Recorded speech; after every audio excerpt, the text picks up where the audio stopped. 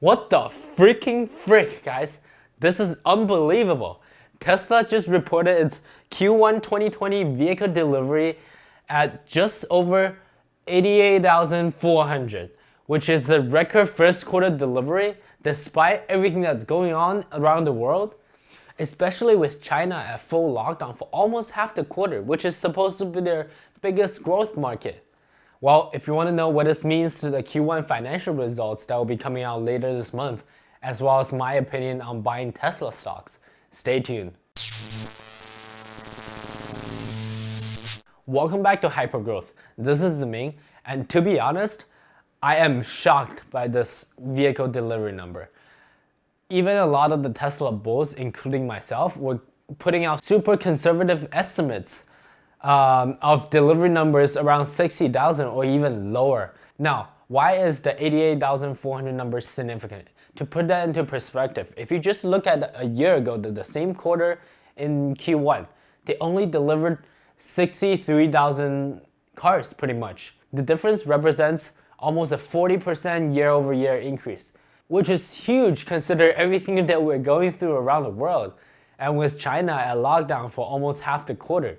If you ask me where is this 40% growth mark coming from, if China was in such a huge shutdown, I think it just demonstrates the continuous strength of Model 3 in North America as well as Europe, which I think in the past 6 months has seen some huge spike in demand when they can actually get more cars out there.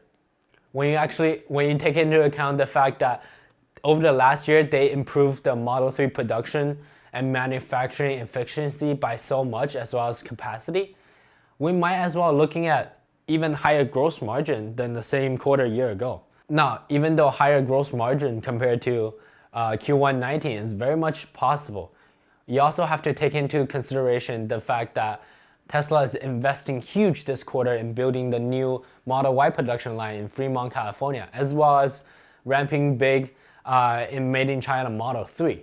So could we see a bigger loss than Q1 19? It's possible, but I'm actually leaning towards the possibility that they can come in at similar loss or even less than the same period last year. And now what this also means is that my pipe dream of Tesla stock crashing huge on the really ugly Q1 number is getting more and more unlikely. As of where we stand right now, Tesla is set up to trade up over 15% in the pre-market, and we'll see how that goes for the rest of trading day. Well, what does that mean to those of us who still wanted to add pretty big into our position in Tesla? I can say that the price around $530 is certainly not attractive enough. Although, if you haven't got into Tesla already, I think if you look on a long enough time horizon, there's very little chance that you can lose your money.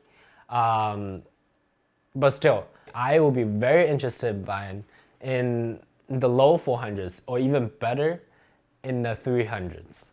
At that point, I wouldn't mind throwing down a significant portion of my remaining cash into Tesla. So, what did I do to my Tesla position heading into this report? Actually, yesterday I was able to get in another 3 shares at $490 a share, and today I bought in 3 more shares at around $450 a share. I mean, I just wish I bought a little more, you know. I guess I think I just fell into the same psychological trap of thinking that it can always go down lower in the short term and not really being decisive in loading the boat. And that, my friend, is also one of the 4 psychological traps that's mentioned in my other video, linked down below. If you enjoyed this video so far, by the way, please smash the like button for the YouTube algorithm. In my opinion, going forward, what can actually bring down Tesla's share price massively again?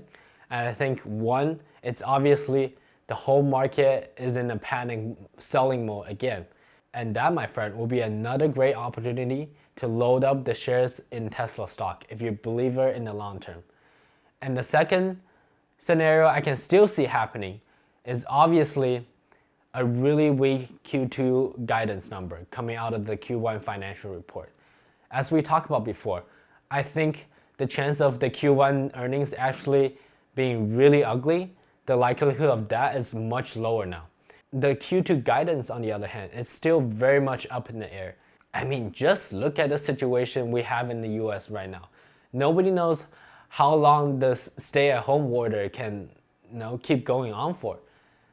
If we're lucky, we might get it off at the end of the month, but it could go on very much another 2.5 months where there's no production coming out of the Fremont factory. Yes, they will still have over 10,000 cars of inventory left over from the last quarter to sell, but that will certainly represent a very ugly number.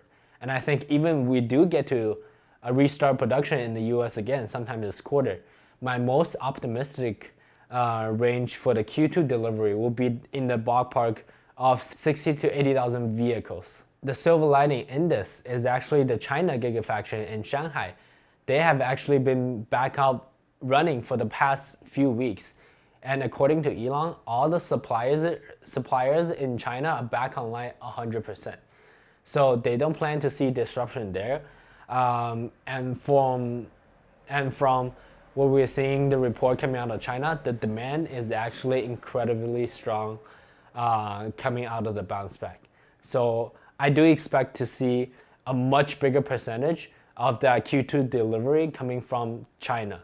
With that being said, only time will tell. We really have to wait for the Q1 financial results to come out to really get a more clarity into the gross margin, the free cash flow, as well as the guidance. So would you still be buying Tesla shares at the $500 price mark? Or you see it dropping even lower in the short term? Let me know in the comment down below. Please don't forget to like and subscribe. Thank you for watching Hypergrowth. Peace out. Something that's super exciting for Tesla investors to follow in the coming days and weeks will be the Model Y Teardown by Sandy Munro from Munro Associates, which is one of the most prestigious auto engineering consulting company. I believe their Model 3 Teardown report has been sold to many of the Japanese and German big OEMs, as well as dozens and dozens of Chinese EV startups. So they're really the best in business in taking a look at the technology, the manufacturing technique, as well as the costs that would really matter for key metrics like the gross margin. For me, the biggest focus for the Model Y Teardown will probably be first the wiring innovation. If they really were able to shrink down the wiring down to 100 meters from 1.5 kilometers of the Model 3. And secondly, the heat pump that's brand new, and I think Elon has been hyping about it on Twitter for a minute.